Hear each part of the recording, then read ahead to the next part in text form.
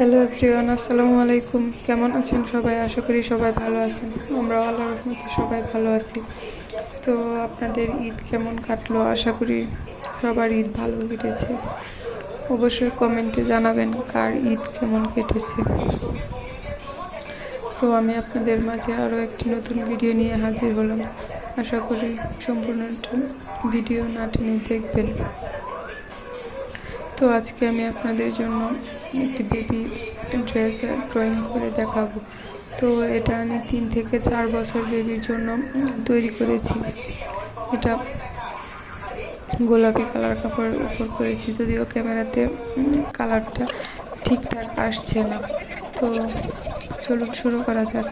তো প্রথমে আমি কালি কলম নিয়েছি। এটা 5 টাকা দামের কলম। ও যেগুলো দিয়ে আমি ড্রয়িং করি ওই কলমের কালি শেষ হয়ে গেছে, তো আমি এটাই নিয়েছি।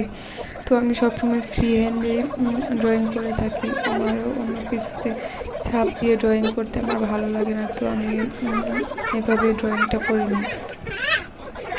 তো প্রথমে আমি একটা বড় ফুল করে নিয়েছি। তো তার চারপাশে আমি 4টা ছোট ছোট ড্রয়িং করে নিব।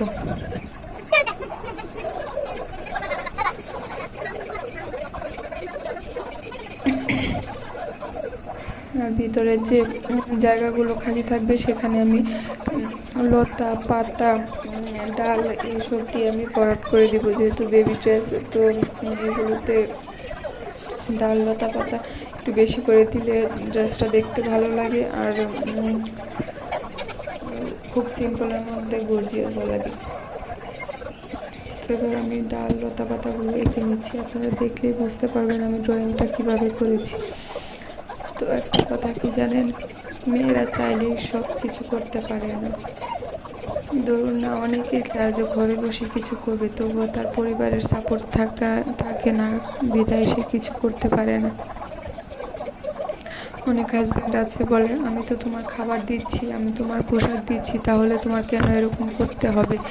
তো এই বিষয়টা আসলে অনেক দৃষ্টিকটু, কারণ আমরা মেয়েরা যারা ঘরে বসে কিছু করতে চাই, তাতেও যদি বাধা আসে তাহলে মেয়েরা কী করবে? মেয়েদের তো আর করার কিছুই থাকে না। আসলে একটা মেয়ের এগিয়ে যাওয়ার পিছনে তার পরিবারের সাপোর্ট অনেক বড় অবদান রাখে, যদিও সেটা আমার ক্ষেত্রে খুব কম। যদিও আমি ইউটিউব করার চেষ্টা করছি।